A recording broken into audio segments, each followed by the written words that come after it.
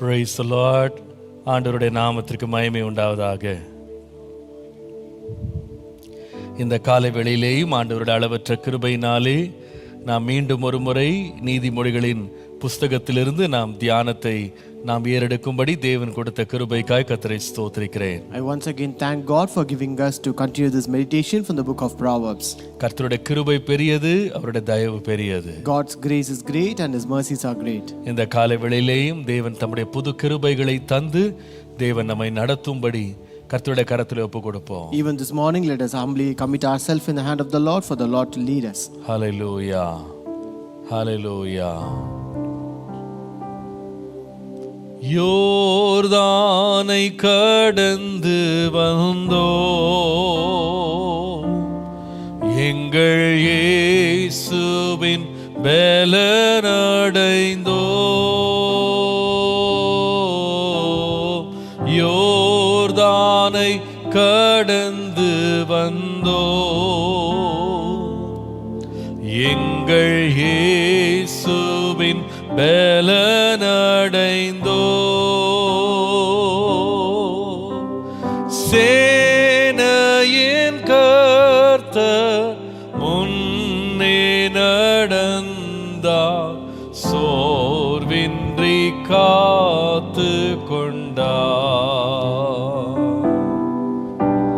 சேனையின் கர்த்தர் முன்னே நடந்தார் சோர்வின்றி காத்து கொண்டார் கிருபை எம்மை சூழ்ந்து கொள்ளும் தம் கிருபை கர்த்தரில் மகிழ்வோம் களி கூர்ந்திடுவோம் கண்டடைந்தோம் கிருபை கர்த்தரில் மகிழ்வோம் களி கூர்ந்திடுவோம் கண்டடைந்தோம் கிருபை.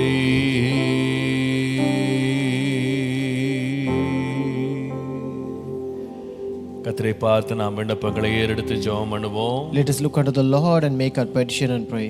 அன்பின் ஆண்டவரே, உம்மை நன்றியோடு நாங்கள் ஸ்தோத்திரிக்கிறோம். Our loving God, we thank you with a grateful heart. இரக்கமுள்ள உம்முடைய அன்பின் கரத்திற்காக நாங்கள் நன்றி செலுத்துகிறோம். Lord, thank you for your merciful hands, Lord. கிருபை உள்ள தேவனுடைய அன்பின் கரங்கள் இந்த காலவெளியிலே எங்களை தாங்கட்டும், எங்களை வழிநடத்தட்டும். எங்கள் மேல் உம்முடைய கரத்தை நீர் நீட்டும்படியாய் நாங்கள் ஜெபிக்கிறோம். Lord, we pray that the hands of the merciful God may, Lord, uphold us, Lord, and stretch your hand out towards us and lead us, Lord. இந்த நாளிலே நலமானவைகள் எங்களுக்கு போதியும் ஆண்டவரே. May the Lord teach us that is good to us today, உம்முடைய Lord. வேதத்தின் மகத்துவங்களை அறிந்து கொள்ளும்படி கண்களை திறந்தருளும் ஆண்டவரே. Lord, open our eyes that we may see the wonders of your word, உம்முடைய Lord. நாமத்தை எங்கள் வாழ்க்கையிலே மகிமைப்படுத்தும் ஆண்டவரே. Lord, glorify your name in our life, Lord. உம்முடைய நாமம் மாத்திரம் உயர்த்தப்படட்டும். Let your name alone be exalted. உம்முடைய சத்தியங்களுக்குள்ளே எங்களை வழிநடத்தும். Lead us into all your truth, Lord. இயேசுவின் நாமத்தில் பிதாவே. In Jesus' name we pray. Amen. Amen. Praise the Lord. கர்த்தர் நல்லவர். Praise the Lord. God is good. கர்த்தருடைய அளவற்ற கிருபையினாலே இன்றைக்கும் 52வது நாளாக நீதிமொழிகளின் புஸ்தகத்திலிருந்து நாம் தியானிக்கும்படி கர்த்தர் நமக்கு பாராட்டின அவருடைய அளவற்ற இரக்கத்திற்காய் கர்த்தரை நான் நன்றியோடு ஸ்தோத்திரிக்கிறேன். I once again thank God for the abundant grace and the mercy that God has rendered to continue the 52nd day devotion from the book of Proverbs. கர்த்தர் இம்மட்டும் உதவினார், இனிமேலும் உதவி செய்வார். The Lord has helped us thus far and he will help us henceforth. இன்றைக்கும் நம்முடைய YouTube சேனல்லையும் அதே போல லைஃப் டிவி, ஆர்க் டிவி மற்றும் பல விதங்களில் இதை பார்க்கிறவங்க அனைவரையும் இயேசுவின் நாமத்திலே அன்புடன் வாழ்த்தி வரவேற்கிறேன். I once again welcome and greet everyone who are watching this service through our YouTube channel and also through Live TV, Ark TV and Satyam Gospel YouTube channel. இந்த தியானங்களால் நீங்கள் ஆசீர்வதிக்கப்படுவீர்களானால் நீங்கள் மாத்திரமல்ல, உங்களுக்கு அறிமுகமானவர்களுக்கும் இதை நீங்கள் தெரியப்படுத்தி இதை ஷேர் செய்து அவர்களுக்கும் இதை பிரயோஜனப்படுத்தும்படி உங்களை தாழ்மையோடு கேட்டுக்கொள்கிறேன். If you are blessed by this devotion, I request you to kindly share this to all your friends and acquaintances that they may also be blessed through this. நீதிமொழிகளின் புஸ்தகம் 3ஆம் அதிகாரம் 3 முதல் 4 வசனங்களை மீண்டும் வாசிக்கலாம். Let us once again read from the book of Proverbs, chapter 3, verses 3 and 4. கிருபையும் சத்தியமும் உன்னை விட்டு விலகாதிருப்பதாக, நீ அவைகளை உன் கழுத்திலே பூண்டு அவைகளை உன் இருதயமாகிய பலகையிலே எழுதிக்கொள். அதனால் தேவனுடைய பார்வையிலும் மனுஷருடைய பார்வையிலும் தயையும் நற்புத்தியும் பெறுவாய். Let not mercy and truth forsake thee. Bind them about thy neck, write them upon the table of thine heart, and so find favor and high esteem in the sight of God and man.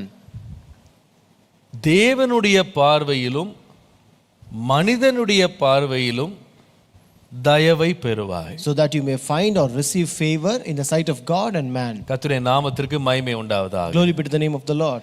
இந்த காலவேளையிலே நாம் தொடர்ந்து இந்த தயவை குறித்து நாம் படிக்க போகிறோம். So even this morning we're going to continue to read about this favor. கர்த்தருக்கு மகிமை உண்டாவதாக. Glory be to the name of the Lord. தயை நம்முடைய வாழ்க்கையில ரொம்ப அவசியம். Favor is very essential for our life. அதிலே நாம் 2 முக்கியமான தயவுகளை குறித்து நாம் படித்துக் கொண்டிருக்கிறோம். And in that we were reading about or studying about 2 kinds of favor. ஒன்று தேவனுடைய தயவு, இன்னொன்று மனிதனுடைய தயவு. One is the favor of God and the other one favor of man. நாம் இந்த பாடங்களை தொடர்ந்து படித்துக் கொண்டிருக்கும் போது கடந்த 2-3 நாட்களாக இந்த மனித தயவை குறித்து படிக்கிறோம். And for past few days we are studying about this favor of men.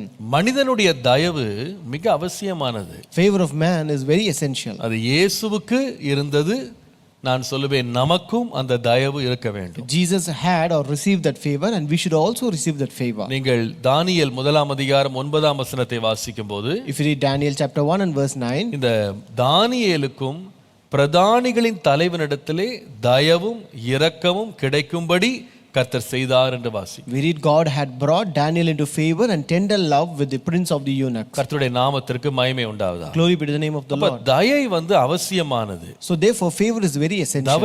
தயவு தேவை உள்ளது. We need favor. எல்லாருக்கும் அந்த தயவு தேவை. Everyone need the favor. ஆண்டவருடைய கிருபையினால இந்த தயவு யாருக்கெல்லாம் வேண்டும்னு சொல்லி நான் கேட்டேன். So by the grace of God we were listening to who are the people who need this favor. முதலாவது நாம கவனித்தோம். First we saw இந்த தயை குடும்பத்திலே உள்ள மனிதர்களோடு நமக்கு தயவு வேணும். First we need favor in our family. கர்த்தருடைய நாமத்துக்கு மகிமை உண்டாவதாக. Glory be to the name of the Lord. இரண்டாவது நேற்றுக்கு நாம கவனித்தோம், நம்ம வேலை ஸ்தலங்கள்ல நம்முடைய எஜமான்களுடைய கண்களின் முன்பாக நமக்கு தயவு வேண்டும். And yesterday we saw about the favor in the field or in the sight of our masters in a workplace. இன்றைக்கு மூன்றாவது இன்னொரு தயவை நம்ம படிக்க போறோம். Today we are going to study about one more favor. தானியேலை பற்றி உங்களுக்கு நான் சொன்னேன். I told you about Daniel. இந்த தானியேலுக்கு கிடைத்த தயவு எப்படிப்பட்டது தெரியுமா? You know what kind of favor is this? வேதம் சொல்லுகிறது பிரதானிகளுடைய தலைவனுடைய கண்களிலே அவனுக்கு தயவு கிடைத்தது. So here we read that he got favor in the with the prince of the eunuchs. உங்களுக்கு தெரியும் தானியேல் எங்க இருக்கிறாருன்னு உங்களுக்கு தெரியும். You know very well where is Daniel now? அவர் தன்னுடைய சொந்த ஊர்ல இல்ல, அவர் ஒரு அந்நிய தேசத்துல இருக்கிறார். He is not in his own country but he is in a strange country. அந்நிய தேசத்திலயும் வேலைக்காக போகல, அவர் சிறை கைதியாக பிடிக்கப்பட்டு போகிறார். And even in a strange nation he was not he has not gone for a work but he was taken as captive. அதாவது இவர் ஒரு ஜெயம் கொண்ட தேசத்துல இல்ல, அல்லது விடுதலையான தேசத்துல இல்ல, தன்னுடைய தேசம் யுத்தத்திலே தோற்று போனதினாலே அந்நிய ராஜாக்களால் அவங்க கையகப்படுத்தப்பட்டு வலுக்கட்டாயமாக அந்நிய தேசத்திற்கு நாடு கடத்தப்பட்டவர்கள். So he was not in an independent nation of his own, but rather since his nation lost in a war with other nation, the other nation king took these people as captives and to their nation as on exile. அதாவது அந்த தேசத்துல பாத்தீங்கன்னா அவங்களுக்கு உரிமைகள் கிடையாது, அவங்களுக்கு எந்த இரக்கமும் கிடைக்காது. அவர்கள் அடிமைகளாக அந்த அந்நிய ராஜா என்ன சொல்லுகிறாரோ அதற்கு அடிபணிஞ்சு அவங்களுடைய வார்த்தைக்கு செவி கொடுத்து வாழ வேண்டிய ஒரு நிர்பந்தமான கட்டாயமான ஒரு சூழல்ல அவங்க வாழுகிறார்கள். So in this strange nation they don't have any rights, they cannot do whatever they want, but they have to listen to the words of that king of that strange nation and are forced to do whatever he asked them to do. அப்படிப்பட்ட ஒரு தேசத்துல தானியேலுக்கு தேவன் தயவை கொடுத்தார். The Lord gave favor in such a kind of nation. இதுல ஒரு முக்கியமான காரியத்தை நான் இன்னைக்கு குறிப்பெடுத்து நான் பேச விரும்புறேன். So here I want to take an important point and speak. இந்த தானியேல் போய் சென்றடைந்த இந்த பாபிலோன் தேசத்தின் ராஜாவாகிய நேபுகாத்நேச்சார் எப்படிப்பட்டவர் தெரியும்ல உங்களுக்கு? You know very well about the kind of this king Nebuchadnezzar. நீங்கள் தானியேலின் புஸ்தகத்துக்கு வருவீர்களானால், If you come to book of Daniel, அங்கே நீங்கள் 2ஆம் வசனத்துல வருவீர்களானால், if you come to verse 2, 3ஆம் வசனம் பாருங்க. verse 3 says, அங்க இருக்கிற எல்லா சாஸ்திரிகள், ஜோசியர், சூனியக்காரர், கல்தேர் எல்லாரையும் அழைத்து வர சொல்லி ராஜா சொல்லுகிறாரு, ஒரு சொப்பனம் கண்டேன், அந்த சொப்பனத்தை அறிய வேண்டும் என்று என் ஆவி கலங்கி இருக்கிறது என்றான். Chapter 2 and verse 3, and the king said, I have dreamed a dream, and my spirit was troubled to know the dream. தானியேல் 2ஆம் அதிகாரம் 4ஆம் வசனம் பாருங்க. Daniel 2:4. அப்போ அந்த முன்னால இருக்கிற அந்த ஞானிகள், சாஸ்திரிகள் எல்லாம் சொல்றாங்க, The astrologer sorcerer says here, சொப்பனத்தை உமது அடியாருக்கு சொல்லும், அப்பொழுது அதன் அர்த்தத்தை விடுவிப்போம் என்று சொன்னார். They said, tell thy servants a dream and we will show the interpretation. அப்போ அதுக்கு பதில் என்னன்னு பாருங்களேன். Now what is the reply given by the king? 5ஆம் வசனம் பாருங்க. Verse 5. நீங்கள் சொப்பனத்தையும் அதன் அர்த்தத்தையும் எனக்கு தெரியாமற் போனால் துண்டித்து போடப்படுவீர்கள், உங்கள் வீடுகள் எருகளங்களாக்கப்படும். If ye will not make known unto me the dream with the interpretation thereof, ye shall be cut in pieces, and your houses shall be made a dunghill. இது கொஞ்சம் கேட்ட அநியாயமா தானே இருக்கு. This is really injustice, right? ஒரு ஆள் தூக்கத்துல சொப்பனம் பார்த்தாரு. So a person dreamt a dream in his sleep. தியேட்டர்ல போய் எல்லாரும் பார்க்குற மாதிரி படம் பார்க்கல இவரு. He did not watch like a movie in a theater. சொப்பனத்தை ஒரு ஆள் பார்க்குற சொப்பனம் இன்னொருத்தருக்கு என்னன்னு தெரியுமாங்க? Can someone know the dream of the other person? சொப்பனம் கண்ட மனுஷன் தான் என்ன சொப்பனம் கண்டேன்னு சொன்னாதான் பக்கத்துல இருக்கவங்களுக்கு என்ன தரிசனம், என்ன சொப்பனம், என்ன கனவுன்னு தெரியும். So only if a person who dreamed says about his dream, the other person can know what is the dream. இவர் சொப்பனத்துல இவர் கண்டத அர்த்தம் சொல்லுங்க, இந்த சொப்பனத்தை கண்டேன்னு சொன்னா அது பரவாயில்ல. So if he says his dream and asks for interpretation, that is okay. அந்த பார்வோன் அப்படிதான் யோசேப்ட்ட சொன்னார், நான் இந்த மாதிரி 2 முறை சொப்பனம் பார்த்தேன், எனக்கு இதோட அர்த்தத்தை யார் சொல்லுவீங்கன்னு கேட்டாரு. So that is what Pharaoh said, I dreamt 2 dreams this way, so who can interpret the dream? அத சொல்றதுக்கே அவங்க படாத பாடுபட்டாங்க. But they also struggled to say the interpretation. ஆனா இந்த நேபுகாத்நேச்சாரை பாருங்க. But look at this Nebuchadnezzar. சாஸ்திரிகளை கூப்பிட்டு வச்சிட்டு, he called all the sorcerers. என் சொப்பனத்தை நீங்க சொல்லணும், you have to say my dream, அந்த சொப்பனத்துக்கு அர்த்தத்தையும் சொல்லணும், and you have to say the interpretation of the dream. இந்த மாதிரி சில கொடூரமானவர்களை நம்முடைய லைஃப்ல நம்ம சந்திப்போம். So we will meet such kind of very tyrannical people in our life. அதாவது fierce people நான் சொல்லுவேன். அவங்க வந்து கொஞ்சம் கூட இரக்கமற்றவர்களா இருப்பாங்க. So they will be merciless. கொஞ்சம் கூட மனிதாபியம் இருக்காது அவங்களுக்கு. They will not have any humanity. என்ன கேக்குறோம்னு கூட அவங்களுக்கு தெரியாது. They don't know what they are asking for. ஆனா அவங்க அதிகார ஒரு நிலையில் அவங்க என்ன பண்ணுவாங்கன்னா, என்ன கேட்டாலும் நீ கொடுக்கணும். But because of the authority and power, they demand anything from us. நாங்க என்ன சொன்னாலும் நீ செய்யணும். You should do whatever we say. அதாவது நம்ம கேட்கிற காரியத்துக்கு ஏதாவது அர்த்தம் இருக்கா அப்படின்லாம் யோசிக்க மாட்டாங்க. They will not think whether is it meaningful to ask these things. நான் ராஜா, நான் சொல்றபடி நீ செய்யணும். I am the king and you should do whatever I say. சொப்பனத்தையும் சொல்லணும், அர்த்தத்தையும் சொல்லணும். You should say the dream and also the interpretation. இத சொல்லாமல் போனால், if you don't say so, நீங்கலாம் துண்டு துண்டா வெட்டி போட்டுருவேன். I will cut you into pieces.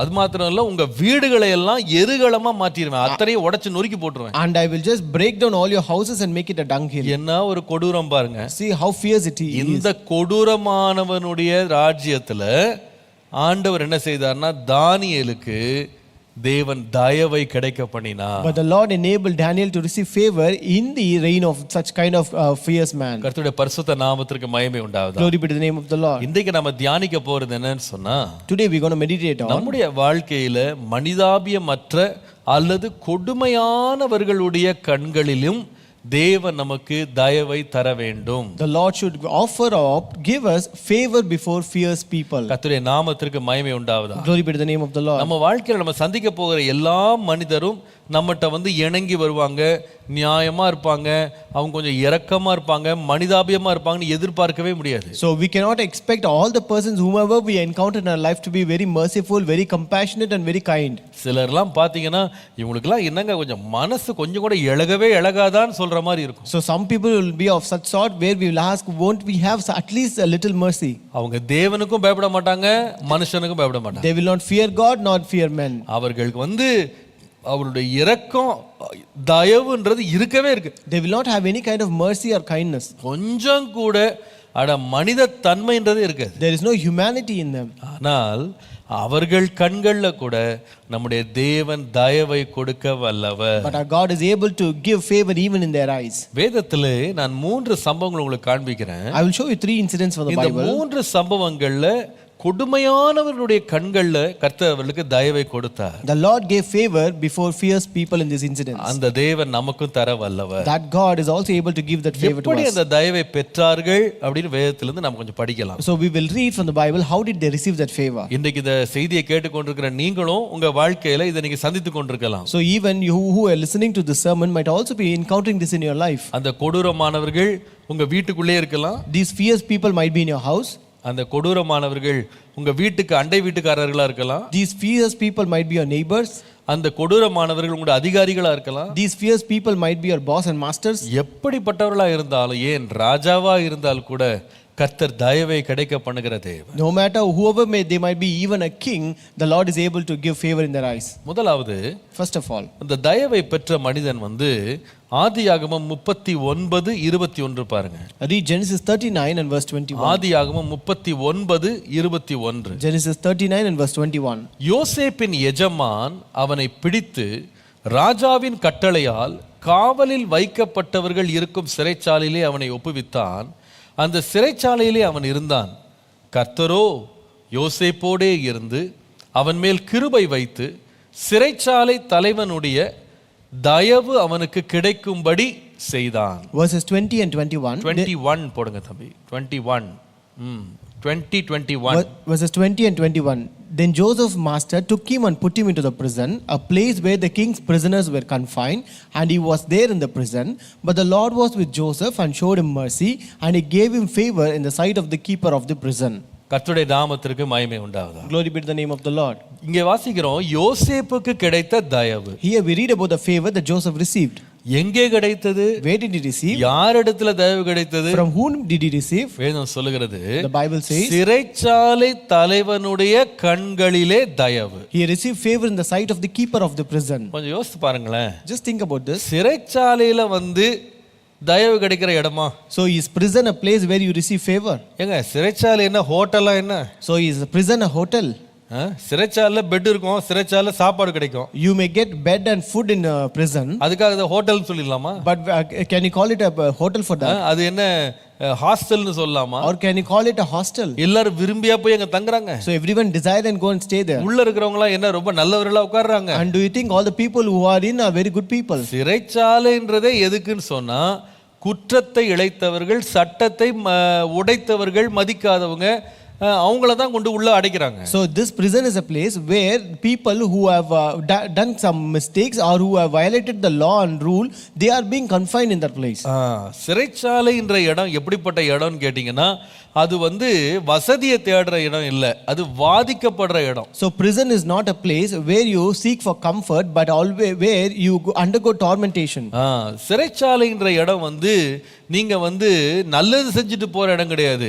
உங்க வாழ்க்கையில குற்றம் சுமத்தப்பட்டு நீங்க உள்ள போறீங்க. Prison is not a place where you go because you have done something good, but because you have done something wrong that you go in there. சிறைச்சாலையில இரக்கம்ன்றதே இருக்காது. You cannot expect mercy in prison. பொதுவாகவே சொல்லுவாங்க, சிறைச்சாலையில இருக்கிற சிறைச்சாலை அதிகாரிகள் இருக்காங்க பாருங்க, அவங்கள சாமானிய போலீசார் இடத்துல இருந்து அதை கொஞ்சம் பேர் பிரிச்சு எடுத்து அங்க போடுவாங்களாம். So generally they will say these prison guards are the people who are actually generally separated from usual police officers. அவங்க எப்படிப்பட்டவர்களா இருப்பாங்க பொதுவான்னு சொன்னா, இரக்கமற்றவங்களா இருப்பாங்க. Generally they will be usually merciless. அவங்க அடிக்கிறதுக்கும் இரக்கம் இருக்காது. They will not have mercy to beat. அவங்களுக்கு தண்டனை கொடுக்கிறது கொஞ்சம் கூட பயம் இருக்காது, தயக்கம் இருக்காது. And they will not be afraid even to give any punishment, or they won't hesitate even. மனதை கல்லாக்கிட்டவங்க தான் சிறைச்சாலையில உட்கார்ந்திருப்பாங்க. People who have hardened their hearts would be prison guards. கல் மாதிரி இருதயம் இருக்கும். Their heart will be hardened like stone. அப்படிப்பட்டவங்கள தான் அதிகாரியா போடுவாங்க. Only those people will be appointed there. அவங்க தினந்தோறும் அவங்க சந்திக்கிற நபர்களை பார்த்தீங்கன்னா, கொலை பண்ணவன், கொள்ளை அடிச்சவன், எதையாவது பெரிய தவறுகளை செய்தவன், இவங்களை டெய்லி பார்த்து பார்த்து பார்த்து இவருடைய அடங்காத லைஃபை பார்த்து அவங்க என்ன பண்ணுவாங்கன்னா அவங்கள கொடுமை செய்கிறவர்களை தான் கொண்டு போய் சிறைச்சாலையில் அதிகாரிகளாக போடுவாங்க. So they always daily they see people who commit many mistakes or wrongs, who loot things or who commit any mistake. Only those people are being confined to that prison, and that is why such kind of prison guards are appointed there. ஆனால் வேதம் சொல்லுகிறது But the Bible says வெளியில இல்ல, not outside. சிறைச்சாலைக்குள்ள போன பிறகு தேவன் யோசேப்புக்கு சிறைச்சாலையினுடைய தலைவனுடைய கண்களிலே தயவு கிடைக்க பண்ணினார். The Lord gave him favor, or for Joseph favor in the sight of the keeper of the prison. இப்படி ஒரு தயவு இருக்கா? So is there a kind of favor? சிறைச்சாலை தலைவனுடைய கண்கள்ல தயவு கிடைக்குமா? Can we receive favor in the sight of the keeper of the prison? அடிக்கிறவர்கள் கொடுமையானவர்கள் கண்கள்ல தயவு கிடைக்குமா? Can we receive favor in the sight of the fierce people?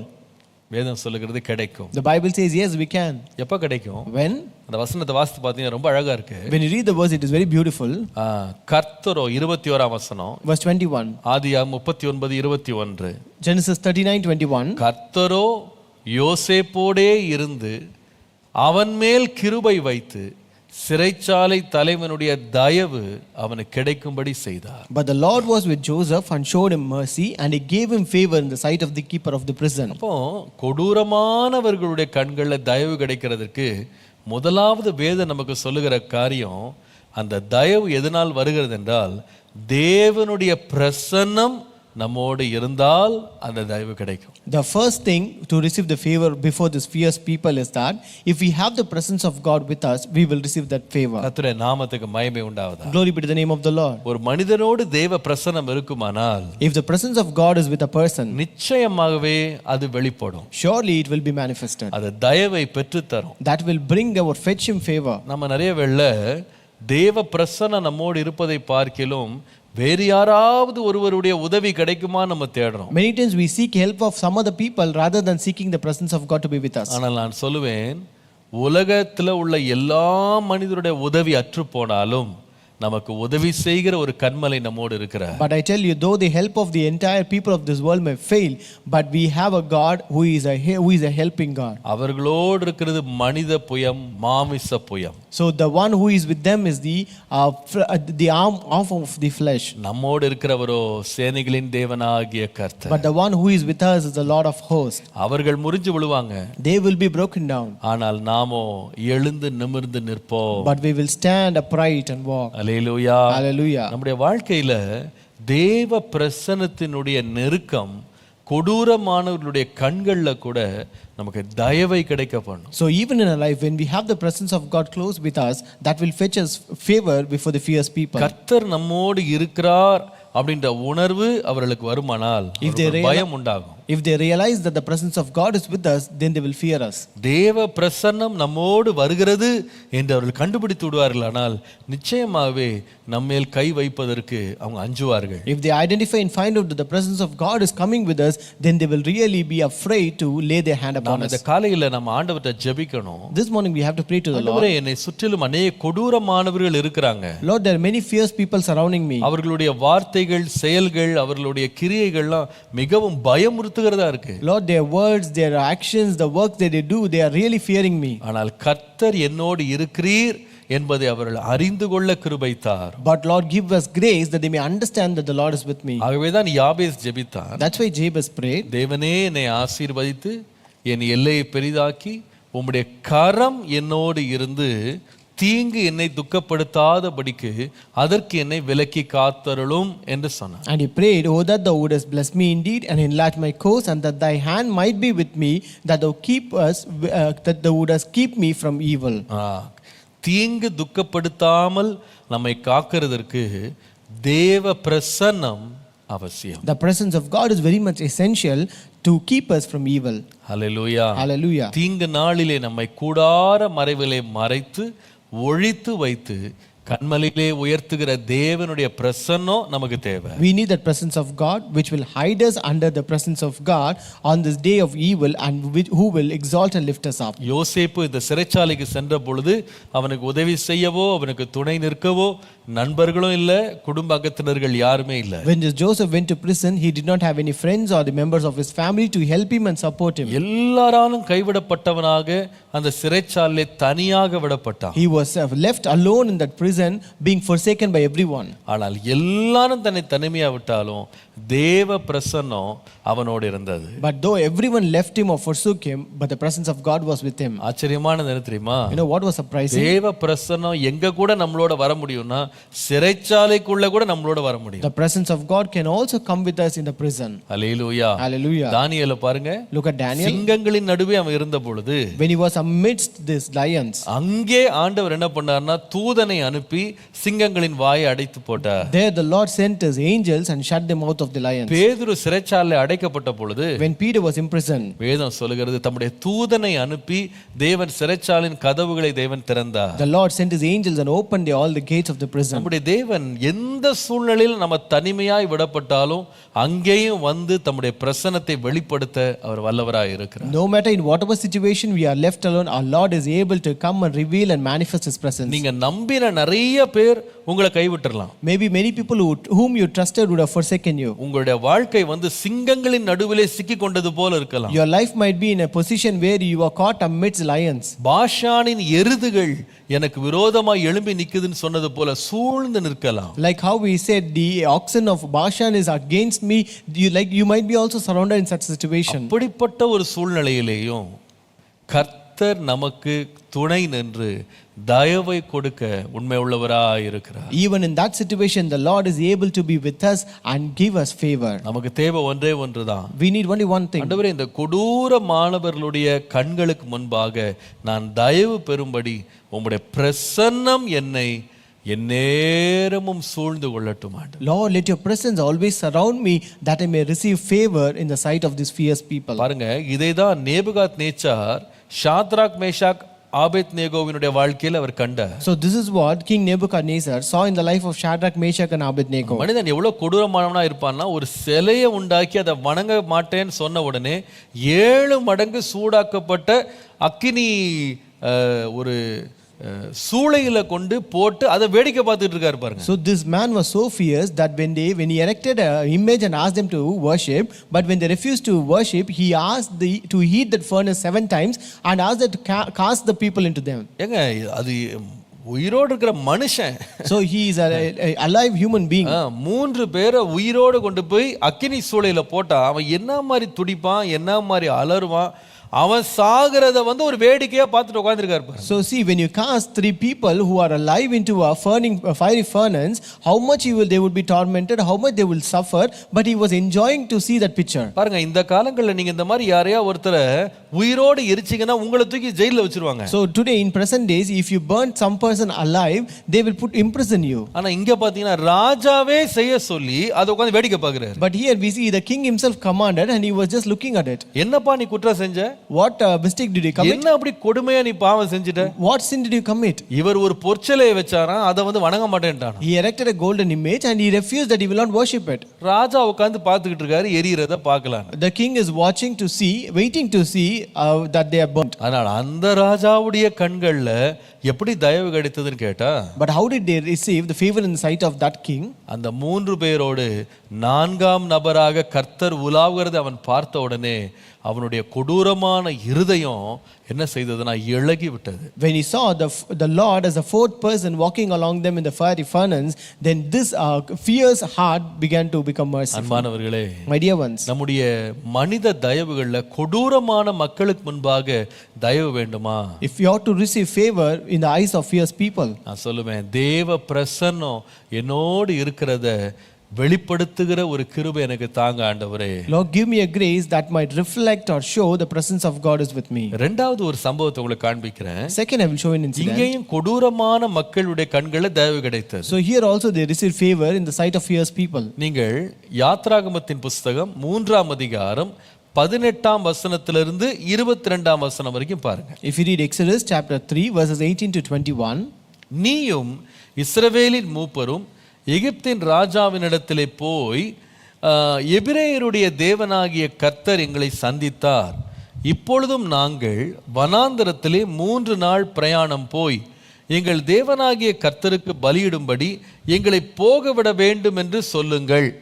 ஆனாலும் எகிப்தின் ராஜா கை வல்லமை கண்டால் ஒழிய உங்களை போகவிடான் என்று நான் அறிவேன். வாசிங்க. You and the elders of Israel to the king of Egypt, and you shall say to him, the Lord God of the Hebrews has met with us, and now please let us go 3 days' journey into the wilderness, that we may sacrifice to the Lord our God. But I am sure that the king of Egypt will not let you go, no, not even by a mighty hand. 21ஆம் வசனம். Verse 21. அப்பொழுது இந்த ஜனங்களுக்கு எகிப்தியரின் கண்களில் தயவு கிடைக்க பண்ணுவேன். And I will give this people favor in the sight of the Egyptians. நீங்கள் போகும்போது வெறுமையாய் போவதில்லை. And it shall be when you go that you will not go empty-handed. ஒவ்வொரு ஸ்திரீயும் தன் அயலகத்தாளிடத்திலும் தன் வீட்டில் தங்குகிறவர்களிடத்திலும் வெள்ளி உடைமைகளையும் பொன்னுடைமைகளையும் வஸ்திரங்களையும் கேட்டு வாங்குவாள். But every woman shall ask of her neighbor, namely of her who dwells near her house, articles of silver, articles of gold and clothing. அவைகளை உங்கள் குமாரருக்கும் உங்கள் குமாரத்திகளுக்கும் தரிப்பித்து எகிப்தியரை கொள்ளையிடுவீர்கள் என்று சொன்னார். And you shall put them on your sons and on your daughters, so you shall plunder the Egyptians. கர்த்தருடைய நாமத்திற்கு மகிமை உண்டாவதாக. Glory be to the name of the Lord. இங்க இரண்டாவது ஒரு கூட்டம் இருக்கு. இந்த கொடுமையானவர்கள் யார் என்று சொன்னால் எகிப்தியர். So here the second group of fierce people are Egyptians. எகிப்தியர் கண்களிலே கர்த்தர் உங்களுக்கு தயவு கிடைக்க பண்ணுவார். The Lord will let you receive favor in the sight of Egyptians. ஏன் இந்த எகிப்தியர்களை கொடுமையானவர்கள் என்று சொல்லுகிறேன் என்று சொன்னால், why do I call these Egyptians as fierce people? நீங்கள் ஆதியாகமம் 46ஆம் அதிகாரம் 34ஆம் வசனத்தை வாசித்தால், if you read Genesis 46 and verse 34, வேதம் சொல்லுகிறது, the Bible says, மேய்ப்பர்கள் எல்லாருமே எகிப்தியருக்கு அருவருப்பானவர்கள் என்று வாசிக்கிறோம். Here we read, for every shepherd is an abomination unto the Egyptians. இந்த இஸ்ரவேல் ஜனங்கள் எகிப்தியருக்கு முன்பாக எப்படி தென்பட்டாங்க, எப்படி காணப்பட்டாங்க என்று கேட்டீங்கன்னா அருவருப்பானவர்களாக பார்க்கப்பட்டாங்க. So these Israelites were found to be or seen to be an abomination before the Egyptians. எதற்காக அருவருப்பா பார்த்தாங்க? Why did they see them as an abomination? செய்கிற ஆடு மாடு மேய்க்கிற தொழில் இருக்கு பாருங்க, அது எகிப்தியருடைய பார்வையில் கீழ்த்தரமாக இருந்தது. Because this trade of taking care of sheep and flock, this was considered to be a despising one in the sight of Hebrews. கர்த்தருடைய நாமத்திற்கு மகிமை உண்டாவதாக. Glory be to the name of the Lord. அப்படி ஒரு அருவருத்த ஜனங்கள் தான் எகிப்தியர். So such a kind of people are the Egyptians. இரண்டாவது இந்த எகிப்தியர் யார் தெரியுமா? Second, who are these Egyptians? நீங்கள் யாத்திராகமம் 1ஆம் அதிகாரம் 16ஆம் வசனத்தை வாசித்தால், if you read Exodus chapter 1 and verse 16, நீங்கள் எபிரேய ஸ்திரீகளுக்கு மருத்துவம் செய்யும்போது அவர்கள் மனையின் மேல் உட்கார்ந்திருக்கையில் பார்த்து, ஆண் பிள்ளையானால் கொன்று போடுங்கள், பெண் பிள்ளையானால் உயிரோடு இருக்கட்டும் என்று சொன்னார். And he said, when you do the office of a midwife to the Hebrew women and see them upon the stools, if it be a son, then ye shall kill him, and if it be a daughter, then she shall live. கர்த்தருடைய பரிசுத்த நாமத்திற்கு மகிமை உண்டாவதாக. Glory be to the holy name of God. இன்னும் கூட நீங்க வாசித்தீங்கன்னா யாத்திராகமம் 1ஆம் அதிகாரம் 22ஆம் வசனத்தை வாசிக்கும்போது, if you read Exodus 1 and verse 22, அப்பொழுது பார்வோன் பிறக்கும் ஆண் பிள்ளைகளை எல்லாம் நதியிலே போட்டு விடவும் பெண் பிள்ளைகளை எல்லாம் உயிரோடே வைக்கவும் தன் ஜனங்கள் எல்லாருக்கும் கட்டளையிட்டான்னு போட்டிருக்கு. And Pharaoh charged all his people saying, every son that is born he shall cast into the river, and every daughter he shall save alive. இந்த எகிப்தியர்கள் யார் தெரியுமா? No, who are these Egyptians? பிறந்த குழந்தைகள் மேல் கூட இரக்கம் காட்டாதவங்க. They are the people who don't show mercy even on the newborn. பாருங்க, ஆஸ்பத்திரிக்கு ஒருத்தர் ஏன் போவாங்கன்னா சுகமா பிள்ளை பிறக்கணும்னு தான் ஆஸ்பத்திரிக்கு போவாங்க. So a person goes to a hospital so that they may have a safe delivery. ஆனா இங்க ராஜா ஹாஸ்பிடல் ஸ்டாஃபுக்கு மிட்வைஃபுக்கு சொல்றாரு, அவங்க பிள்ளை பெறும்போது ஆண் பிள்ளையா பிறந்தா அப்படியே கொண்டு போட்டுரு. But here the king commands the midwives who are the hospital staff, when they give birth to a child, if it's a male child, then you have to kill them there. ஏங்க மருத்துவச்சி வேலையே உயிருக்கு போராடுற பிள்ளைய கூட உயிரோட காப்பாத்துறது தான். The work of a midwife is to save a person who is already dying.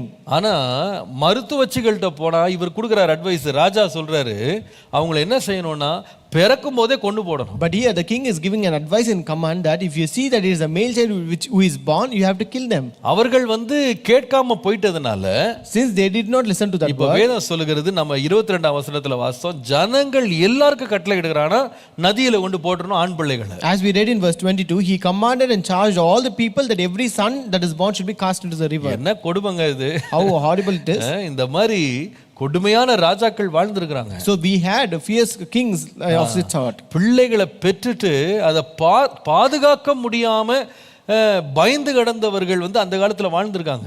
There were people who lived with a great fear that they could not save the male child that were born to them. அதாவது இன்றைக்கு கூட வந்து பிள்ளைகளை கொடுமையா நடத்துறவங்கள நம்ம பார்க்கிறோம். So even today we have people who deal fiercely with the children. பிள்ளைகளை வந்து கொலை பண்றவங்க, பிள்ளைகளை வந்து ரொம்ப கெடுதலா நடத்துறவங்க, பிள்ளைகளை வந்து பெறன கிட்னாப் பண்றவங்க, இவங்களெல்லாம் நம்ம இன்னைக்கு கூட பார்க்கிறோம். Even today we see people who ill treat children, who also kidnap children today.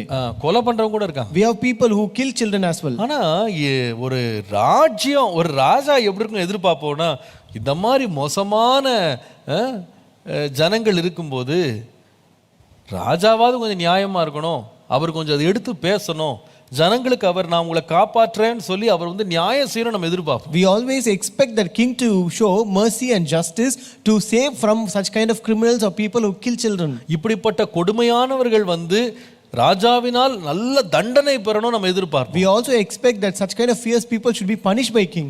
அப்படிப்பட்ட ராஜ்யத்தை தான் நம்ம நல்ல ராஜான்னு சொல்லுவோம், நல்ல ராஜ்யம்னு சொல்லுவோம். So such kind of kingdom and king we call as good kingship and good king. ஆனா ஒரு ராஜாவே குழந்தைகளை கொன்று போடுன்னு சொன்னாருன்னா அதுக்காக அந்த ராஜ்யத்துக்கு என்னங்க எதிர்காலம் இருக்கு? But if a king himself commands to kill all the children, then where is the future of that kingdom? அந்த ராஜ்யத்துக்கு ஏதாவது நம்பிக்கை இருக்கா? Do you think that there is any hope for this kingdom? அதுக்கு அப்புறமா ஏதாவது நன்மை அந்த ராஜ்யத்தில் எதிர்பார்க்க முடியுமா? Can someone expect any good from this kingdom? ஆனா இந்த ராஜ்யம் அப்படிதான் இருந்தது. But this kingdom was so கொடுமையான மக்கள். The people are very fierce. குழந்தைகளுக்கு கொடுமை செய்தாங்க. They also did this to the children. எகிப்தியர்கள் யாருன்னா அருவருப்பா இந்த எபிரேயரை பார்த்தவங்க. First, these are the Egyptians who despised the Israelites. இரண்டாவது தங்களுடைய குழந்தைகளை, தங்கள் சந்ததிகளை கொன்று போட்டவர்கள். Second, they are the people who kill their descendants or the male children. அது மாத்திரமல்ல, and not only that, யாத்ராகமம் 1ஆம் அதிகாரம் 13ஆம் வசனம் பார்ப்பீர்களானால், if you read Exodus 1 and verse 13, எகிப்தியர் இஸ்ரவேல் புத்திரரை கொடுமையாய் வேலை வாங்கினார். And the Egyptians made the children of Israel to serve with rigor. இது வந்து வேலை வாங்குறது தப்பு இல்ல. It is not bad to extract work. ஆனா எப்படிப்பட்ட வேலை வாங்குனாங்கன்னா கொடுமையாய் வேலை வாங்கினாங்கன்னு போட்டுருக்கு. But here we see that they extracted work rigorously. கர்த்தருடைய நாமத்திற்கு மகிமை உண்டாவதாக. Glory be to the name of the Lord. வேதம் சொல்லுகிறது, the Bible says, சாந்தும் 14ஆம் வசனத்துல, verse 14, சாந்தும் செங்கலுமாகிய இவைகளை செய்யும் வேலையினாலும் வயலில் செய்யும் சகலவித வேலையினாலும் அவர்களுக்கு அவர்கள் ஜீவனையும் கசப்பாக்கினார்கள், அவர்களை கொண்டு செய்வித்த மற்ற எல்லா வேலைகளிலும் அவர்களை கொடுமையாய் நடத்தினார்கள். And they made their life bitter with hard bondage in mortar and in brick and in all manner of service in the field. All their service wherein they made them serve was with rigor. வேலைக்கு போனாலும் என்ன இல்லை, even if they go to a work, நிம்மதி கிடையாது. there is no peace. வீட்ல இருந்தா பிள்ளைக்கு பாதுகாப்பு கிடையாது. Even when they are at home, there is no safety for the children. வேலைக்கு போனாலும் கொடுமைக்கு மேல கொடுமை. If they go to work, there is fears upon fears. ஜீவனையே கசப்பாக்கிட்டாங்க. It made their life bitter. வாழ்க்கையை வெறுத்துட்டோம்னு சொல்லும் பாருங்க, அந்த மாதிரி. As if they just give up their life. இந்த மாதிரி கொடுமையானவர்கள் யாருன்னா எகிப்தியர். These Egyptians are such fierce. இதுல பெரிய வேதனை என்னன்னு கேட்டீங்கன்னா, what is more grieving here? இந்த எபிரேயர் யார் என்று கேட்டா, who are these Hebrews? இந்த எபிரேயர்களுடைய மகனாகிய யோசேப்பினால்தான் பஞ்சத்துக்கு இந்த நாடே பிழைச்சு உயிரோடு இருக்குது. இப்போ this nation was saved from famine only by the son of a Hebrew named Joseph. இந்த யோசேப்பு என்கிற எபிரேயர் மாத்திரம் எகிப்துக்குள்ள வரல அப்படின்னா இந்த தேசம் பஞ்சத்திலே அழிஞ்சு போயிருக்கும். This Hebrew named Joseph would have not entered this Egypt, then this nation would have been destroyed in famine. ஆனா இவ்வளவு நன்மையை யோசேப்பிடத்துல பெற்றவர்கள் அந்த சரித்திரத்தை பெற்ற நன்மையை மறந்து யார் தங்களுக்கு நன்மை செய்தார்களோ அந்த குடும்பத்துக்கே கொடுமை செய்கிறாங்க. These people who received such good from an Hebrew, but they forgot all that goodness and they began to deal fiercely with those people. பாருங்க, இது மாதிரி சம்பவங்கள் நம்ம வாழ்க்கையில கூட நடக்கும். Even such kind of incidents may happen in our life. நன்மையை வாங்கிட்டு சில காலத்துல நன்மையை மறந்துட்டு நன்மை பெற்றவர்களே கொடுமை செய்யற துக்கமான சம்பவங்கள் நம்ம வாழ்க்கையில் நடக்க தான் செய்யுது. Having received good from ourselves, but they forget the good that they receive from us, but deal ill with us. அதாவது நன்மையை மறந்துட்டது கூட பரவாயில்லைங்க, நன்மையை மறந்துட்டது மாத்திரம் இல்லை, செஞ்ச நன்மைக்கு நேர் எதிரடியா தீமையும் கொடுமையும் செய்யறவங்க ரொம்ப ரொம்ப வேதனைப்படுத்திடுவாங்க. So we can even accept if they forget the good that we have done, but they will do on the contrary, they will do all evil and ill towards us. ஆனா இப்படிப்பட்ட கொடுமையானவர்களை குறித்து வேதம் சொல்லுகிறது. But about these fierce people, the Bible says. நீங்கள் மறுபடியும் யாத்திராகமம் 11ஆம் அதிகாரம் 3ஆம் வசனம் வாசித்தீங்களானா, If you read Exodus chapter 11 and verse 3. அப்படியே கர்த்தர் ஜனங்களுக்கு எகிப்தியரின் கண்களில் தயவு கிடைக்கும்படி செய்தார். And the Lord gave the people favor in the sight of the Egyptians. மோசே என்பவன் எகிப்து தேசத்தில் பார்வோனுடைய ஊழியக்காரரின் பார்வைக்கும் ஜனங்களின் பார்வைக்கும் மிகவும் பெரியவனாய் இருந்தான். Moreover, the man Moses was very great in the land of Egypt in the sight of Pharaoh's servants and in the sight of the people. இது ரொம்ப ஆச்சரியமா இருக்கு. This is really surprising. ராஜா வந்து போட்டு நசுக்குறாரு.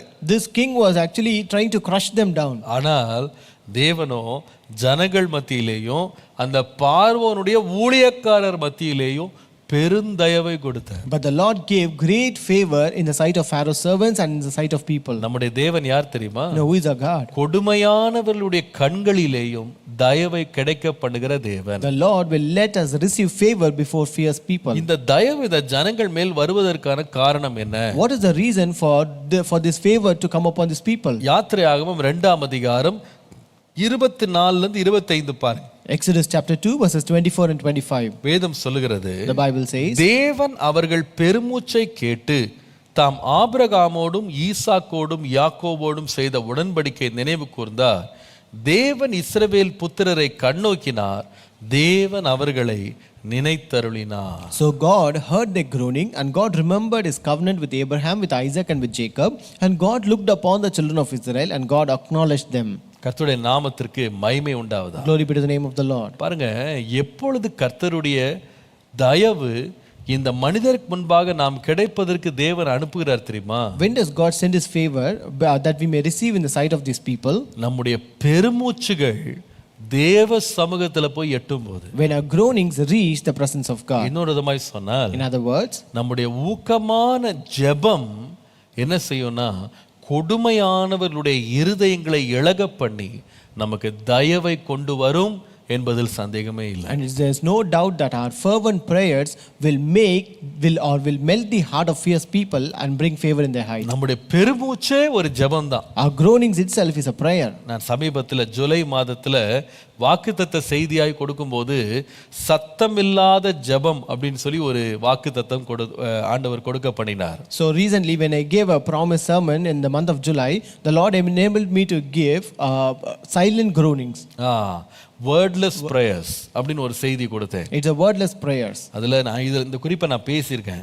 In that I spoke about this. எப்படி ஆண்டவர் நம்முடைய வார்த்தைகளால் ஜெபம் மாத்திரமல்ல, வார்த்தை இல்லாத பெருமூச்சுகளின் ஜெபத்தை கூட கர்த்தர் மிகவும் கவனமுள்ளவராய் இருக்கிறார். Like how God will notice our prayers which are not only in words but without words, but where we just make groanings as prayers. நான் சொல்லுவேன், ஒருவேளை நம்முடைய வார்த்தைகள் சத்துருக்களுடைய காதுகளில் கேட்காம போகலாம், ஆனால் நம்முடைய பெருமூச்சுகள் தேவ சமூகத்தில் எட்டுமானால் நிச்சயமாகவே நான் சொல்றேன், அந்த கொடுமையானவருடைய கண்களிலேயே கர்த்தர் நமக்கு தயவு கிடைக்க பண்ண வல்லவர். Actually, maybe our words of prayer may not reach the ears of the fierce people, but when our groanings reach the presence of God, He will let us receive favor in the sight of the fierce people. நமக்கு உதவி செய்கிற ஒரு கண்மலை இருக்கிறார். We have a hill or mountain that can help us. நம்முடைய ஆபத்து நேரத்தில் இக்கட்டுகளை ஓடக்கூடிய ஒரு துருகம் நமக்கு இருக்கிறார். So we have a refuge to which we can run in a time of our நம்முடைய affliction. வேதனைகளையும் துன்பங்களையும் கொடுமைகளையும் நம்ம பகிர்ந்து கொள்ளக்கூடிய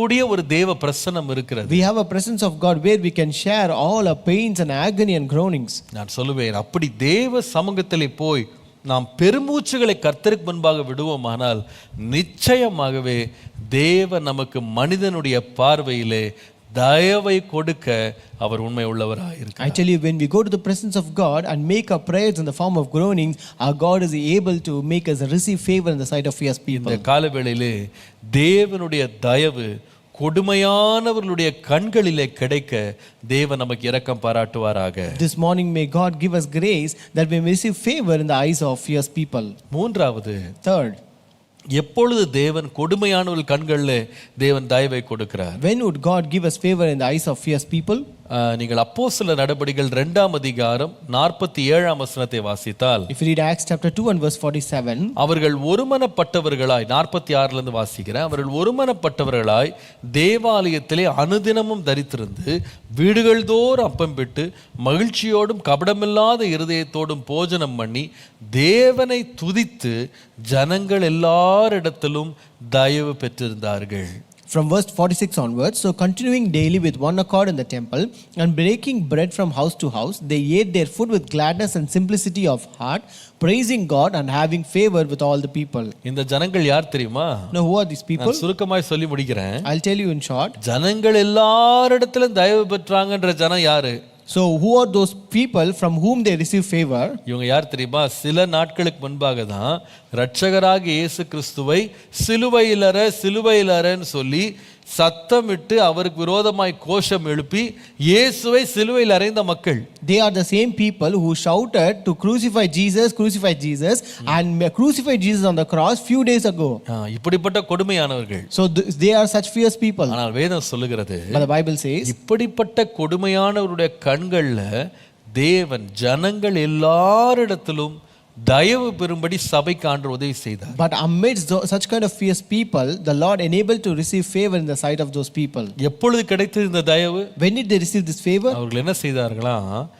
தேவனை துதித்தார்கள். They praised God. Hallelujah. Hallelujah. கர்த்தரை துதிக்கிறதுல ஒரு பெரிய வல்லமை இருக்கு. There's a power when you praise God. நாம கர்த்தரை மனதார நாம கூடி துதிக்கும் போது தேவன் நம்முடைய சத்துருக்களுக்கு முன்பாக, தேவன் கொடுமையான மனிதருடைய கண்களுக்கு முன்பாக தயவை கொடுக்கிறவராய் இருக்கிறார். When we come together in one accord and praise God, the Lord will bring favor in the sight of fierce people. அநேக வேளையில நம்ம கொடுமைப்படுத்தப்படும் பொழுது நம்முடைய வாழ்க்கையில எல்லா பக்கத்திலேயும் நமக்கு நெருக்கம் வரும்போது நம்ம பயந்து என்ன செய்யறோம்னா, நாம ஒரே முறையீடுகளையும் ஒரே குறை சொல்லுகிறதையும் முறுமுறுப்புகளுக்கும் நம்ம இடம் கொடுத்துறோம். So whenever we encounter such kind of afflictions or when we are tormented by people, we actually complain and murmur about it. ஆனால் இந்த ஜனங்களை பாருங்க, But look at these people. என்ன கொடுமை அனுபவித்தாங்க. You know how much they were tormented? இந்த சபைக்கு விரோதமாக கொடுமை. It was a tormentation against the church. இந்த சீஷர்களை பற்றி நமக்கு தெரியும். We know about these disciples. அவர்களை சுற்றி இருந்த யூதர்களுக்கு குறித்து அவங்க எவ்வளவு பயந்திருந்தா வீட்டை விட்டே வெளியே வராம வீட்டுக்குள்ள கதவை பூட்டிட்டு உட்கார்ந்திருந்தாங்க பாருங்க. See how much they are afraid of the Jews around them, so that they did not even come out of their room. They just kept shut down in the room. இந்த யூதர்களை ஒரு பக்கம் பார்த்தீங்கன்னா அவங்க இயேசுவின் காலத்துல நீங்க இன்னைக்கு சொல்ற மாதிரி லவ் இஸ்ரேல்லாம் சொல்ல முடியாது. So when you look at these Jews, as we say today love Israel, we cannot say so in those days. இன்னைக்கு நிறைய கிறிஸ்தவர்களே love Israel, love the Jews எல்லாம் சொல்லிட்டு இருக்காங்க. So even today many Christians says love Israel, love the Jews. ஆனால் அந்த காலத்துல நீங்க அவங்க நிலைமையை நீங்க பைபிள்ல வாசிச்சீங்கன்னா பயங்கர கொடுமையானவர்கள். But those days when you read about their situation, it is too horrible. ஆண்டவர் அவர்களுக்கு கொடுத்த பேர் வணங்கா கழுத்து உள்ளவனர். Even God named them as stiff-necked people. அந்த மாதிரி ஆட்கள் இவங்க. They are such kind of people. இயேசுவையே நீதிமான் என்று அறிந்தும் கொலை செய்தார்கள். Having known Jesus to be righteous, but they crucified him. தங்களுடைய எல்லா குறுக்கு வழியும் யூஸ் பண்ணி எப்படியாவது அவரை கவிழ்த்தணும்னு திட்டம் போட்டோம். So they tried all kinds of shortcuts and crooked paths and tried to topple God down. தெரியும், யூதாஸ்டே காசை கொடுத்து இயேசுவை காட்டி கொடுக்கிறதுக்கு டெம்பிள் மணி எடுத்து கொடுத்திருக்காங்க. So we also know that they took a temple money and gave to Judas to betray Jesus. இதற்கு பின்பாகவும் இயேசு உயிர்த்தெழுந்து விட்டார் என்ற செய்தி வெளியே பரம்ப கூடாதுன்னு இந்த யூதர்கள் தான் எல்லாம் சேர்ந்து ஆலய பணத்தை எடுத்து அந்த இருக்கிற சேவகர்கள்ட்ட காசை கொடுத்து அவங்க ராத்திரி திருடிட்டு போயிட்டாங்கன்னு பொய் செய்தி பரப்புங்கன்னு சொல்லி லஞ்சம் கொடுக்கிற பேர் வெளியுது. So even after resurrection we know that these Jews are the people who took money from the temple and gave to those servants gods to say that the Jesus did not rise up, but their disciples came and stole him away.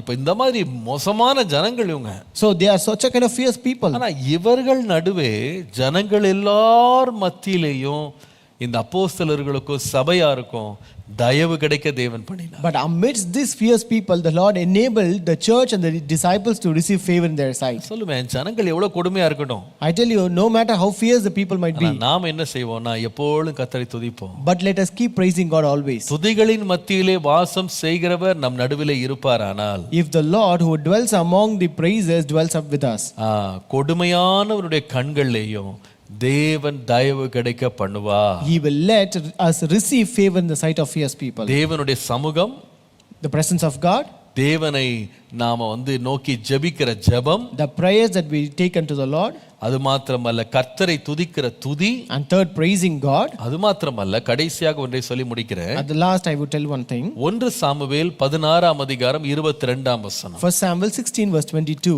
16:22. 1 Samuel 16:22. Saul ஈசாயினிடத்தில் ஆள் அனுப்பி, தாவீது எனக்கு முன்பாக நிற்கட்டும், என் கண்களில் அவனுக்கு தயவு கிடைத்தது என்று சொன்னான். And Saul sent to Jesse saying, let David, I pray thee, stand before me, for he hath found favor in my sight. கர்த்தருடைய பரிசுத்த நாமத்திற்கு மகிமை உண்டாவதாக. Glory be to the holy name of God. இது எப்படிப்பட்ட மனிதன் கேட்டா இந்த சவுலை குறித்து நான் கொஞ்சம் சொல்றேன். யார் கண்ணில் இந்த தாவீதுக்கு தயவு கிடைத்து நம்ம படிச்சுக்கலாம். So I will tell about the Saul first, so that you will know in whose eyes did David receive this favor. 1 Samuel 18ஆம் அதிகாரம் 11ஆம் வசனம் பாருங்க. 1 Samuel 18 and verse 15. அப்பொழுது சவுல் தாவீதை சுவரோடு சேர்த்து உருவ குத்தி போடுவேன் என்று ஈட்டியை அவன் மேல் எறிந்தான். And Saul cast the javelin, for he said, I will smite David even to the wall with it. ஆனாலும் தாவீது விலகி 2 தரம் அவனுக்கு தப்பித்தான். And David avoided out of his presence twice. ரொம்ப பயங்கரமா இருக்குது. அவனுடைய நடவடிக்கைகள்லாம் பார்த்தீங்கன்னா ஒரு ராஜாவை போல ஒரு கௌரவத்தை நீங்க பார்க்க முடியாது. When you look at the behavior of this Saul, you cannot see to be like a king. நீங்க திரும்ப 1 சாமுவேல் 19ஆம் அதிகாரம் 10ஆம் வசனம் வாசித்தீங்கன்னா, if you read 1 Samuel 19 and verse 10, அப்பொழுது சவுல் தாவீதை ஈட்டினால் சுவரோடே சேர்த்து உருவ குத்தி போட பார்த்தான். ஆனாலும் இவன் சவுலுக்கு விலகினதினாலே அவன் எறிந்த ஈட்டி சுவரிலே பட்டது. தாவீதோ அன்று ராத்திரி ஓடி போய் தன்னை தப்புவித்துக் கொண்டான் போடு. And Saul sought to smite David even to the wall with the javelin, but he slipped away out of Saul's presence, and he smote the javelin into the wall, and David fled and escaped that night. என்ன பயங்கரம் பாருங்க. See how horrible it is. இந்த ராஜா கையில பாத்தீங்கன்னா செங்கோல்லாம் கிடையாது, அவர் கையில ஈட்டி தான் இருக்கு எப்பவுமே. This king did not have a scepter, but he had only a javelin in his hand. நம்ம ராஜா அப்படின்னா என்ன கற்பனை பண்றோம்னா, நல்ல ஒரு தங்க கிரீடம் போட்டு நல்ல மினுக்கான வஸ்திரம் போட்டு கையில அப்படியே செங்கோலை வச்சுட்டு அப்படியே ரொம்ப பார்க்கவே பவ்யமா இருப்பார் நம்ம நினைச்சிட்டு இருக்கோம். So whenever we think about a king, we always imagine that we'll be having a golden crown, and we'll be having a shining garments, and we'll having a scepter in his hand. ஆனா இங்க பாத்தீங்கன்னா எல்லாம் நேர் எதிரடியா இருக்கு. But here it is totally the opposite. பார்த்தா ஒரு ராஜா மாதிரியே இல்ல. Here he is not like a king. ஒரு ரவுடிய போல இருக்கான். He is like a rowdy now. இங்க பாத்தீங்கன்னா உள்ள வர்ற சின்ன பையனுக்கு விரோதமாக ஈட்டியை சும்மா கையில வச்சிருக்கிறதுங்க தூக்கி வீசி இருக்கான். அது செவுத்துல பட்டுருச்சான். So he did not even have the javelin, but he threw the javelin against the small boy, and it actually hit the wall. வேதம் சொல்லுகிறது ஒரு பொல்லாத ஆவி அவனை அலக்களித்ததுன்னு பார்க்கும். The Bible says an evil spirit tormented him. அந்த மாதிரி ஒரு மோசமான சுபாவம் உள்ள ஒரு கிரியை உள்ள ஒரு மனுஷன் சவுல் ராஜா. This Saul was such a kind of person who was doing such kind of evil things. தாவீதுனுடைய வார்த்தைகளை இவரை பற்றி சொல்றத பாருங்களேன். When you read about the words of David about him, 1 Samuel 24ஆம் அதிகாரம் 14-15 வசனங்கள் பாருங்க. 1 Samuel 24 verses 14 and 15. இஸ்ரவேலின் ராஜா யாரை தேட புறப்பட்டார்? ஒரு செத்த நாயா, ஒரு தெள்ளுப்பூச்சியையா? நீர் யாரை பின்தொடர்கிறீர்? கர்த்தர் நியாயாதிபதியாய் இருந்து எனக்கும் உமக்கும் நியாயம் தீர்த்து எனக்காக வழக்காடி நான் உம்முடைய கைக்கு தப்ப என்னை விடுவிப்பாராக என்றான். After whom is the king of Israel come out? After whom does thou pursue? After a dead dog? After flee? The Lord therefore be judge, and judge between me and thee, and see and plead my cause, and deliver me out of thine hand. என்ன பயங்கரமான ஆள் பாருங்க. See how terrible he is. வீட்டுக்குள்ள இருந்தாலும் இந்த ஆள் கையில தப்பிக்கிறது ரொம்ப கஷ்டம். So even in a house, if you are in a house, it is really hard for you to escape from his man. சரி, இந்த ஆள் கண்ணு முன்னாடி இருக்க கூடாதுன்னு சொல்லி ஒரு தடவை தப்பிச்சு வீட்டை விட்டு ஓடி போய் வனாந்திரத்துக்கு ஓடினா, so that this David thought to escape from this person and tried and went away to in the wilderness.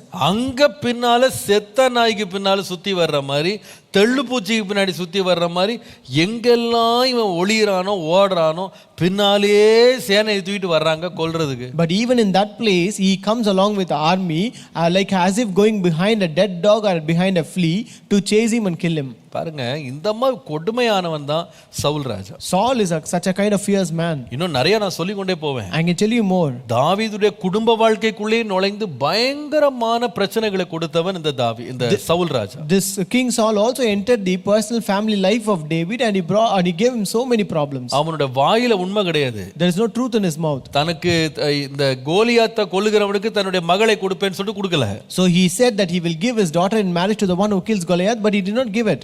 கொடுத்த மகளையும் என்ன பண்றாருன்னா அவரே மகளுக்கு புத்திமதி சொல்றாரு. அவன் தூங்கும் போது நீ சொல்லு, நாங்க வந்து அவனை கொண்டு போடுறோம். So unto the girl that he gave, he said, he gave an advice, when he sleeps you tell me so that we will come and kill him. அது மாத்திரம் இல்ல, And not only that, கட்டி வைத்த பொண்ணையே எடுத்து இன்னொருவனுக்கு கல்யாணம் பண்ணி வைக்கிறாரு. and he also gave that same daughter whom he gave to David. He took எந்த விதத்திலேயும் ஒரு நல்ல மனுஷன், ஒரு மனிதாபியமானவன், இரக்கம் உள்ளவன், இவன்கிட்டலாம் ஒரு தயவு கிடைக்கும்னு நீங்க கனவுல கூட காண முடியாது. At no point you can expect a kind of mercy or kindness or humanity from this person.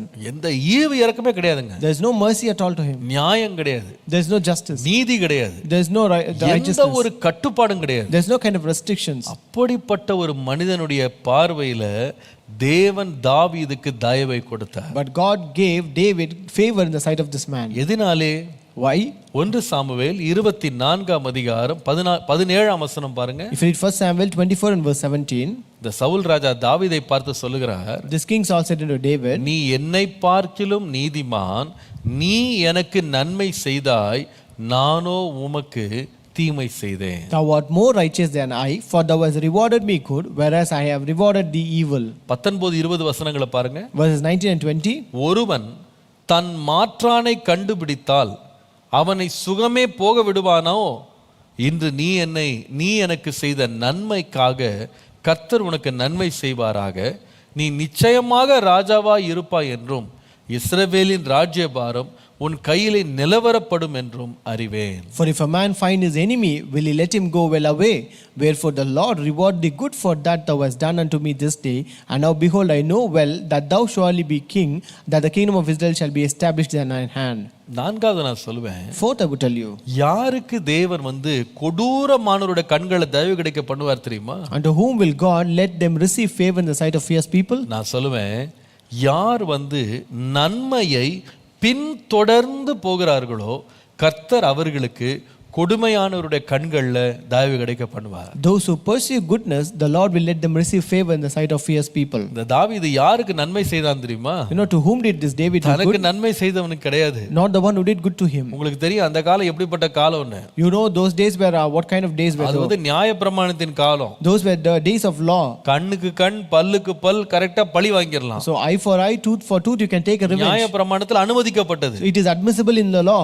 நீ என்ன கொலை செய்யணும்னு நினைச்சா நான் உன்னை கொலை செய்ய நினைப்பேன். So if you try to kill me, I can try to kill you. ஆனா தாவீது அந்த வழியில போகல. But David did not choose that way. தன்னை கொலை செய்ய வந்து தன்னைக்கு தொந்தரவு கொடுத்து தன்னை வேதனைப்படுத்தி தன் வாழ்க்கையை சீரழிச்ச மனுஷனுக்கு அவர் என்ன செய்தார்? நன்மை செய்தார். A person who tormented him, who tortured him, who tried to kill his life, but David did good to that person. தன்னுடைய சத்துருக்கே ஆச்சரியம் வந்துடுச்சு. So even his enemy was amazed. என்ன மாதிரி ஒருத்தனை வேற ஒருத்தன் கண்டுபிடிச்சா சும்மா விடுவானாப்பா? Will someone find a person like me? Will he spare me? உன்னை சுகமா விட்டுருவானா? Will him let him go well? விட மாட்டான். He will not. நான் உனக்கு தீமை செய்தேன், I did evil to you, நீ எனக்கு நன்மை செய்தாய். but you rewarded me good. அதனால அதே ராஜா வாயிலிருந்து வார்த்தை வருது, Therefore the words came from the same நீ king, நிச்சயமாய் ராஜாவாக மாறுவாய். you shall surely be a king, இந்த ராஜ்யம் உன் கையிலே நிலைவரப்படும். and the kingdom of Israel shall be established in your hand. இது கொஞ்சம் கடினமான பாதைதான். This is really a difficult ஆனா path, இயேசு நமக்கு ஏற்கனவே சொல்லி இருக்கிறார். but Jesus already told us, உங்களை துன்பப்படுத்துகிறவர்களுக்காக நீங்க ஜெபம் பண்ணுங்க. you pray for those who persecute you. உங்களுக்கு தீமை செய்கிறவர்களுக்கு நீங்க நன்மை செய்யுங்க. You do good to the one who do evil to you. அன்பானவர்களே, My dear ones, இது கொஞ்சம் கடினமான பாதையா இருந்தாலும் though it is a difficult path, நான் சொல்லுவேன், நமக்கு தீங்கு இழைக்கிறவர்கள் கொடுமையானவர்களுக்கும் நாம கிறிஸ்துவின் அன்பினால் நிறைந்து நன்மை செய்கிறவர்களாய் நாம் இருப்போமானால் அந்த கொடுமையானவருடைய கண்களிலேயும் தேவன் நமக்கு தயவு கிடைக்க பண்ணுவார். I tell you, if you do good to those people who are fierce to us by being filled by the love of God, then God will let us receive favor in the sight of those fierce people. நன்மை விதைக்கிறவன் நன்மை அறுப்பான். The one who sows good will reap good. இந்த காலையில கொடுமையானவருடைய கண்கள்ல தயவு வேண்டுமா? This morning, if you want to receive favor in the sight of fierce people, தேவ பிரசன்னம் உங்களோடு இருக்க பார்த்து கொள்ளுங்க. and be careful that the presence of God is with you. எல்லாவற்றிற்காக தேவனை நோக்கி ஜெபம் பண்ணுங்க. And pray to God for all the things. உங்களுடைய துன்பத்தின் நடுவுல நீங்க தேவனை மனப்பூர்வமாய் ஸ்தோத்திரீங்க. You praise God amidst all your afflictions.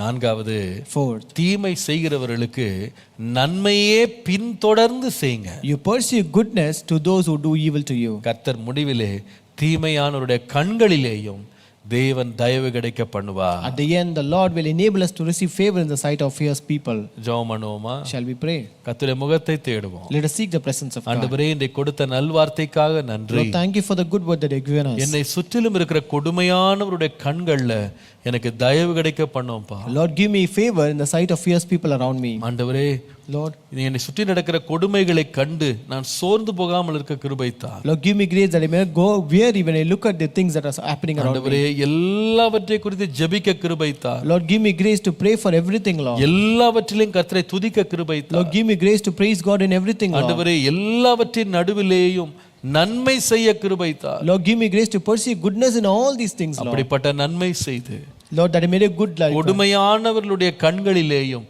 தயவை பெற்றுக்கொள்ள கிருபை தார். Give us grace that we may also receive favor in the sight of fierce people, பரிசுத்த Lord. பிதாவே, உம்மை ஸ்தோத்திரிக்கிறோம். Our holy God, we thank you, Lord. எங்களை சுற்றிலும் அநேக வெள்ள கொடுமையானவர்கள் சூழ்ந்து கொள்ளலாம் ஆண்டவரே. Lord, many times fierce people may surround us, Lord. ஆனால் But Lord, அவர்கள் நடுவிலேயும் நன்மையை நாங்கள் அனுபவிக்கத்தக்கதாக, அவர்கள் நடுவிலேயும் தயவை பெறத்தக்கதாக இந்த கற்றுக் கொடுத்த பாடங்கள் எங்கள் வாழ்க்கையில கடைபிடிக்க கிருபை தார். Lord, give us grace that we may follow the lesson that you have taught us to, Lord, receive, that we may receive favor in the sight of those fierce people. தொடர்ந்து உம்முடைய ஆலோசனையின்படி எங்களை வழிநடத்தும். Lord, lead us continually according to your counsel. இயேசுவின் நாமத்தில் பிதாவே. In Jesus' name we pray. Amen. Amen. Amen.